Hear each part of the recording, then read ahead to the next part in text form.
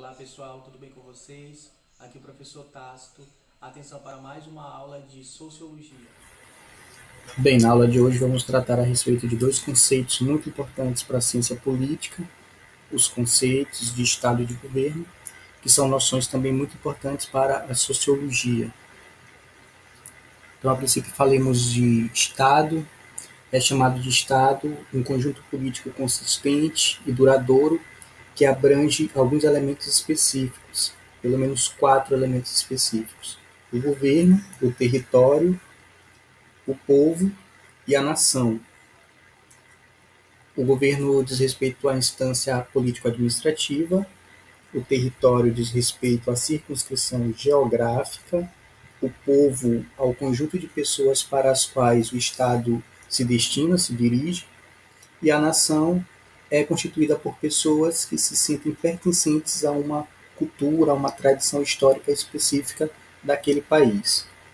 Além disso, a gente também pode destacar que um país ele possui um determinado ordenamento jurídico, conjunto de leis que irá nortear as ações, o comportamento das pessoas pertencentes àquele país.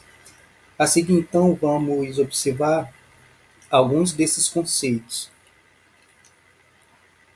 Bom, há um conceito, uma conceituação bastante famosa do sociólogo Max Weber, que diz que o Estado é a entidade política que possui o monopólio da força física.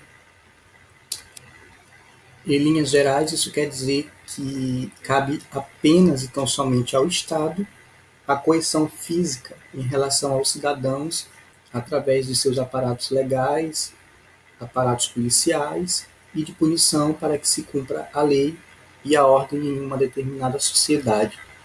Nesse sentido, cada país possui seu conjunto de leis e de mecanismos para garantir o ordenamento jurídico e para ter um certo controle sobre a ordem vigente. Bem, além disso, também há o conceito de nação, que diz respeito à identidade, apresentando um sentimento de pertencimento e de unidade entre o mesmo povo. As pessoas que fazem parte da mesma nação compartilham, então, a mesma tradição cultural e a mesma tradição histórica. Dessa maneira, a nacionalidade é um sentimento de integração a uma cultura e a uma tradição histórica de um dado país.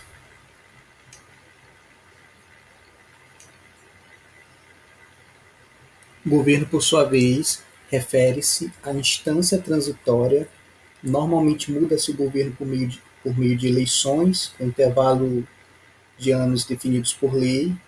Aqui no Brasil, por exemplo, o executivo, quer seja as prefeituras, quer seja os governos de estado ou a presidência da república, esse intervalo de tempo se dá de 4 em 4 anos. Então, essa instância, a qual a gente chama de governo, ela tem por finalidade a administração do Estado, e como vimos, é uma instância temporária ou transitória. Essa administração pode ser realizada por meio de ministérios, por meio de secretarias e de diretores executivos. Esses diretores são os prefeitos, os governadores ou o presidente da República. Bem, a estrutura básica do governo diz respeito à forma como o governo vai estar organizado. Há normalmente duas formas de governo em que um país poderá optar: a república ou a monarquia.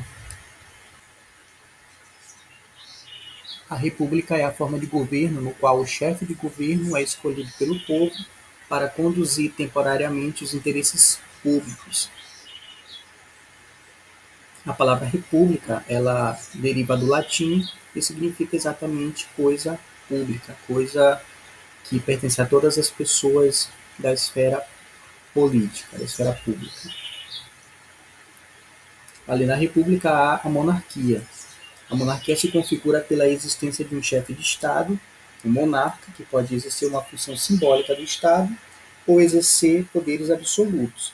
Esses poderes absolutos, historicamente, foram realizados nas chamadas monarquias absolutistas, em que o rei era chefe de Estado, chefe de governo e teria poderes exacerbados. Hoje o mais comum é que o monarca, o rei, ou a rainha, tenham uma função simbólica do Estado. né? Eles são considerados chefes de Estado e representam o Estado internacionalmente. A respeito do sistema de governo, há atualmente três noções clássicas a esse respeito, que é o presidencialismo, o parlamentarismo e o semipresidencialismo. Então nós vamos agora tratar de cada uma delas e entender quais aspectos diferem um conceito de outro.